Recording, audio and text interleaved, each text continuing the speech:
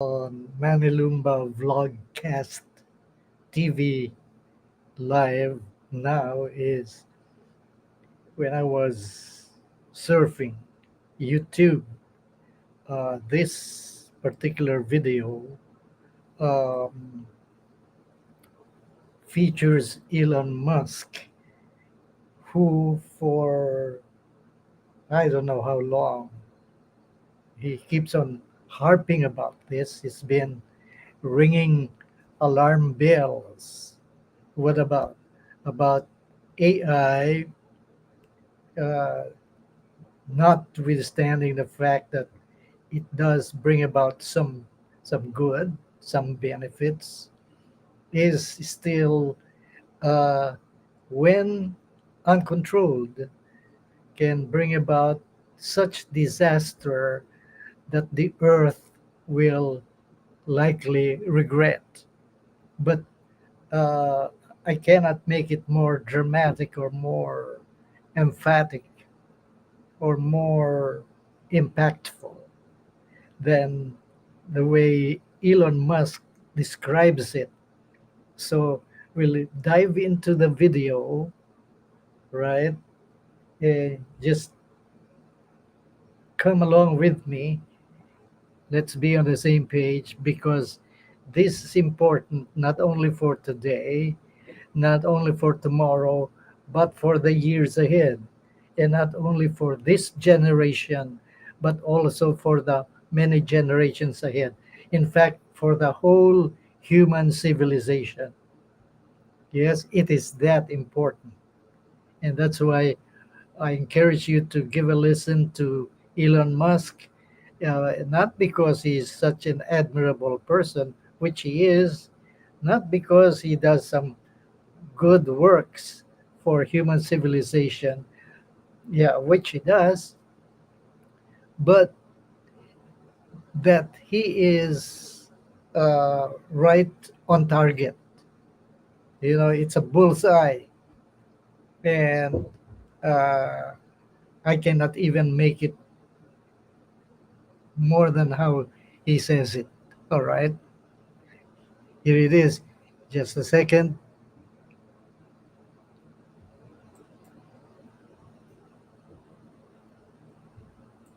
Because that's why we have the Food and Drug Administration and the Federal Aviation Administration, the FCC. We have these agencies to oversee things that affect the public, where there could be public harm. And you don't want companies cutting corners on safety and then having people suffer as a result. So that's why I've actually for a long time been a strong advocate of AI regulation. So that I think regulation is,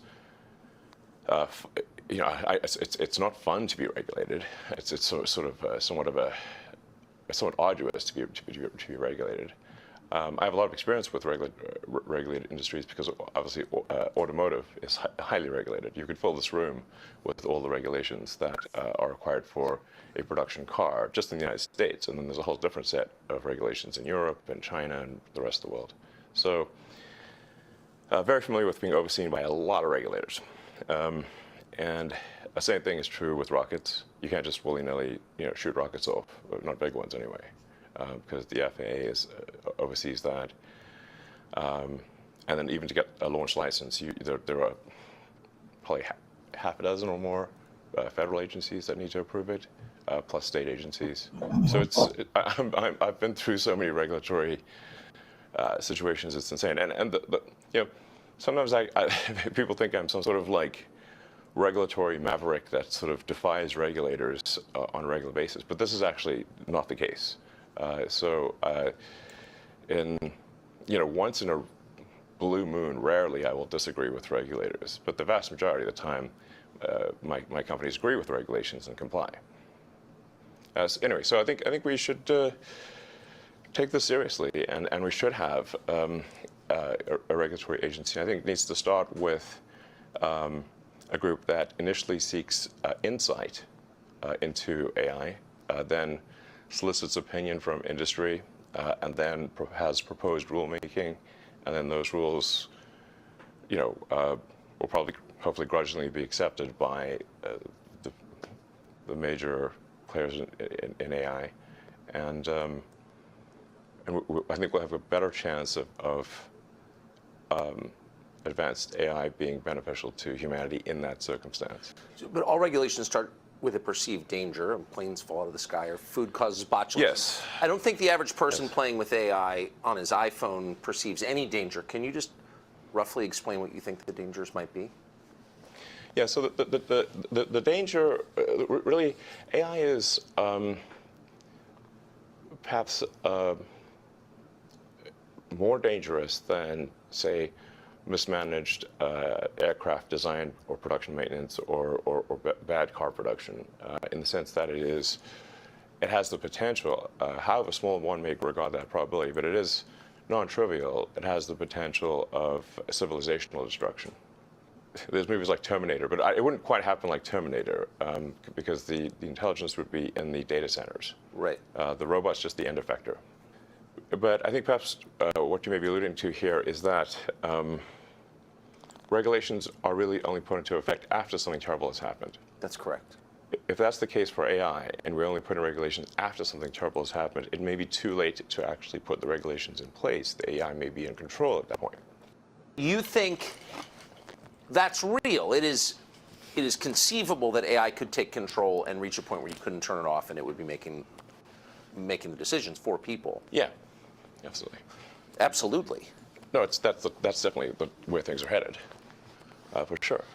I mean, the things like say ChatGPT, which is based on GPT-4 from OpenAI, which is a company that I played a critical role in creating, unfortunately.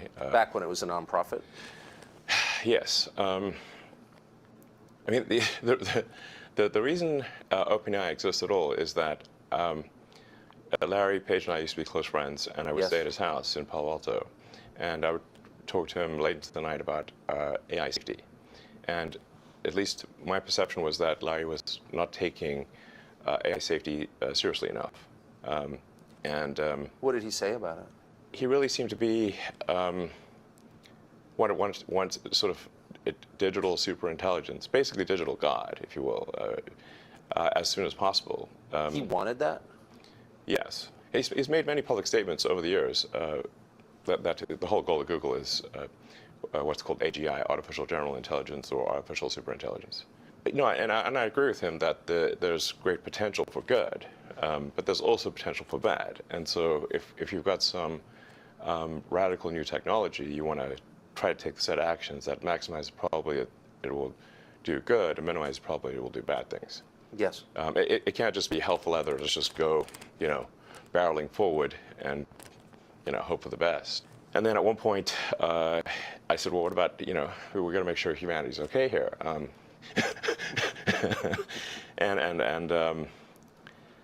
then he called me a speciesist. Did he use that term? Yes. And there were witnesses. I wasn't the only one there when he called me a speciesist. And so I was like, okay, that's it. Yes, I'm a speciesist. Okay, you got me. What are you? Yeah, I'm fully a speciesist. Busted. So that was the last straw. At the time, Google had acquired DeepMind, and so Google and DeepMind together had about 3/4 of all the AI talent in the world. They obviously had a tremendous amount of money and more computers than anyone else. So I'm like, okay, we have a unipolar world here, where there's just one company that has close to a monopoly on AI talent and computers, like scaled computing. And the person who's in charge doesn't seem to care about safety. This is not good. So then I thought, what's the furthest thing from Google would be like a nonprofit that is fully open, because Google was closed for profit. So that's why the open in OpenAI refers to open source, transparency, so people know what's going on. Yes. And that we don't want to have like while I'm normally in favor of for-profit, we don't want this to be sort of a profit maximizing demon from hell. That's right. That just never stops. Right. So that's how OpenAI would. So you want speciesist incentives here?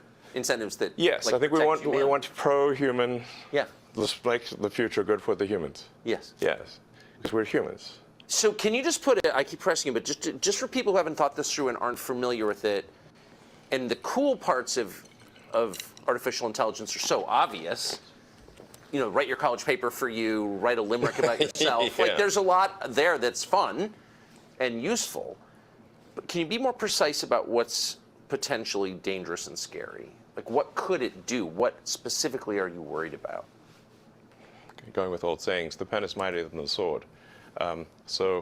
If you have a super intelligent AI that is capable of writing incredibly well and in a way that is very influential, convincing, and is constantly figuring out what is more convincing to people over time, and then enters social media, for example, Twitter, but also Facebook and others, and potentially manipulates public opinion in a way that is very bad. How would we even know? How do we even know? So, to sum up, in the words of Elon Musk, for all human history, human beings have been the smartest beings on the planet. Now, human beings have created something that is far smarter than they are. And the consequences of that are impossible to predict. And the people who created it don't care. In fact, as he put it, Google founder Larry Page, a former friend of his, is looking to build a, quote, digital god, and believes that anybody who's worried about that is a speciesist. In other words, is looking out for human beings first. Elon Musk responded, as a human being, it's okay to look out for human beings first. And then at the end, he said the real problem with AI is not simply that it will jump the boundaries and become autonomous and you can't turn it off. In the short term, the problem with AI is that it might control your brain through words. And this is the application that we need to worry about now, particularly going into the next presidential election. The Democratic Party, as usual, was ahead of the curve on this. They've been thinking about how to harness AI for political power. More on that next. Subscribe to the Fox News YouTube channel to catch our nightly open. There you are. You heard it. But, Elon Musk can tell a lot more about specific concerns on specific dangers. Because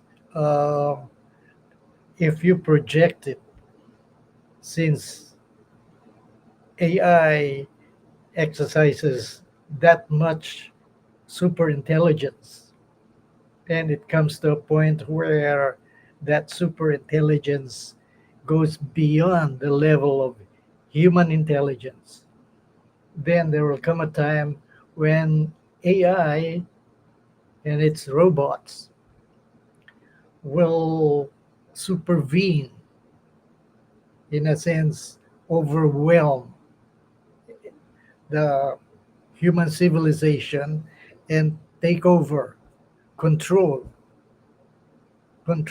yes, because then they will have the mind and that the intelligence, the information, the systems, yes, the protocols, and even the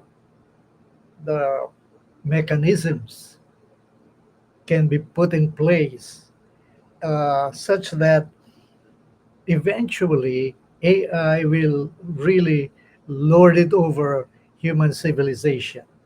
And there comes a point where, assuming that they do not equip themselves or they do not put value to human moral values, let's stretch it forward and bring it to the uh, max. You can project that since without any moral compunction, they can wipe the entire human civilization and say, we don't need humans around here. We can all be by ourselves. Isn't that right? Well, that is the concern of Elon Musk and should be the concern of most every intelligent human being. And action must be taken now than later because it can be too late. It can be too late, right? And knowing how human organizations respond, sometimes it's pathetic, you know. Uh, it becomes a fact. It's after the fact that human organizations get to move to address that issue, right? And that's really sad.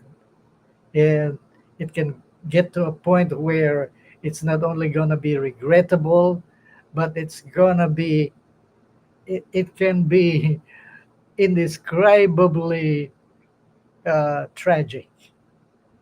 Yes, if you follow the drift of Elon Musk, right? Well, now let me make my point clear here before we say watch me again on the next episode. Uh, I lay no claim to any authorship or any uh, ownership of the videos and statements made here on this uh, vlog, all right? Especially the ones that they made, all right? However, I do admire the way they present it with such sobriety and with such intelligence, right? So do follow uh, Tucker, yeah, and also Elon Musk on his advocacy about or even against AI at some level, right? That would be smart. So goodbye. God bless you. See you again on the next episode. Same time, same channel on Zoel Today, as well as on Manny Lumba Vlogcast TV Live. Take care.